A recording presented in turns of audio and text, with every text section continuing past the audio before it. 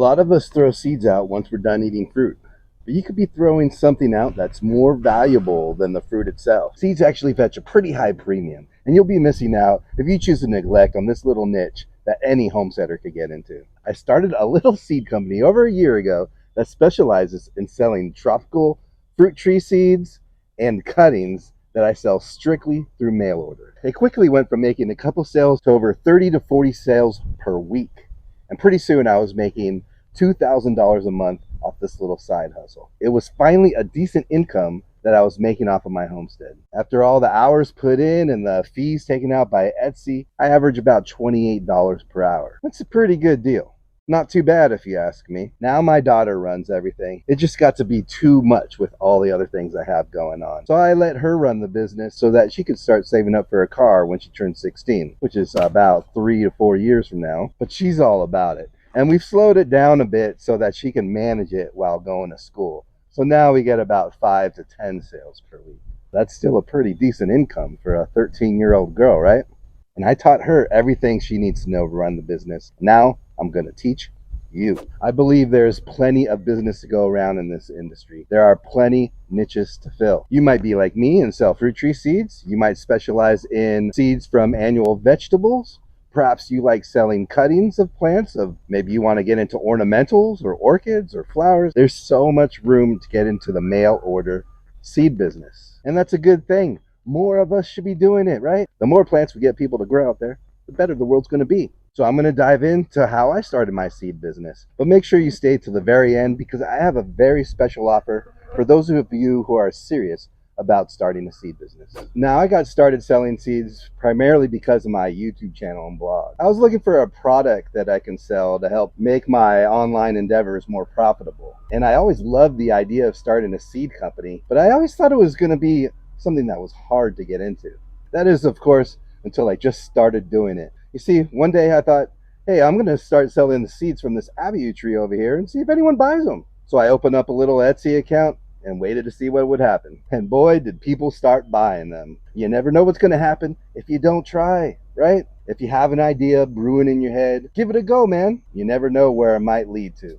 So I had these seeds and I needed a way to sell them. So I looked at different options, selling it to local stores, selling it through eBay or Amazon and Etsy. And I found the best bang for my buck was going to be by selling it through Etsy. Etsy has a pretty vibrant seed selling community already, and the marketing power of Etsy really helps push your business out there to the people. So I opened up an Etsy account, which was completely free. I began to create some listings of some of the seeds I wanted to sell. It took just a few hours of work, and then I had my store. And as the days and weeks went by, seed orders slowly started to trickle in, mainly through the power of Etsy, not really through my YouTube or blog. And that was something that surprised me because I thought having my YouTube channel was going to give me a little extra boost. But in fact, it was just the power of Etsy that made most of my seed sales happen. But in those early days, I just wasn't selling enough. So I wanted to sell more. So I began to research what Etsy was all about and how I could get top of the listing there on Etsy. And I quickly learned by investing a little bit in ads, I could make more sales, which would in turn make me more profit, which would in turn put me to the top of the list. And there's also other things involved like speedy response time, speedy shipping, and everything like that, good reviews. But I noticed once I did that ad push, the seed sales really started to kick into high gear. And pretty soon I grew my seed sales from just a couple of weeks to over 50 orders a week at the peak. Now, if that's not something like, I don't know what is. So why don't you go ahead and plant your finger down on the like button right now and help get this channel a boost. Etsy pretty much handles everything for you. I ship out once per week. On Saturdays, I go through my orders. I make a list of who bought seeds, where they're from, and what they got. The ag department will need this later. And then I begin the hunt. It could be from fruit in my own backyard, fruit from nearby local farms who I meet through Facebook, or fruit that it can be found at the local farmer's market. I get what I need and I bring it home for processing or eating over the next 2 days. A lot of this stuff gets frozen for us to put into smoothies, but we like to eat a lot of it too. It's just part of the job, right?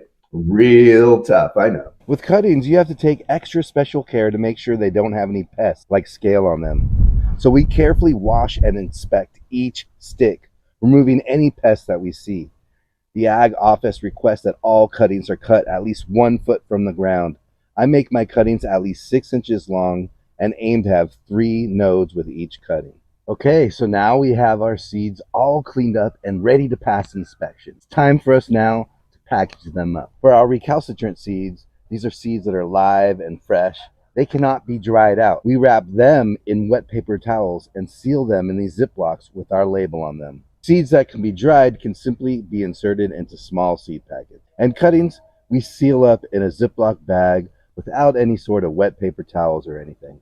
It's that easy. Most seed orders go into these padded envelopes. We tried letter envelopes for a while to ship seed orders such as papaya seeds or lilikoi, but the post office kept crushing them when they put them through their mail sorter. So we use padded envelopes now for every order. Larger orders and cuttings get shipped in UPS priority mail shipping boxes. Those really are the best deal in town, and plus, you don't have to pay for the packaging. You could get the boxes for free from the post office. And we get the shipping labels through Etsy, which offers them for less than the post office. Then we attach them to the packages, insert the packing slip and the seeds, and then we're off to the inspection office. Make sure to leave all of your packages unsealed, because you'll seal them at the inspection office. You may be able to skip this step of having to go to the inspection office if you live in another state, but I do know that a lot of states have this inspection process, so this is a good process to learn. When I get to the inspection office, I try and make things as easy as possible for them. I'll have a shipping list with names, destination, and the item amount written down to make it easier for them.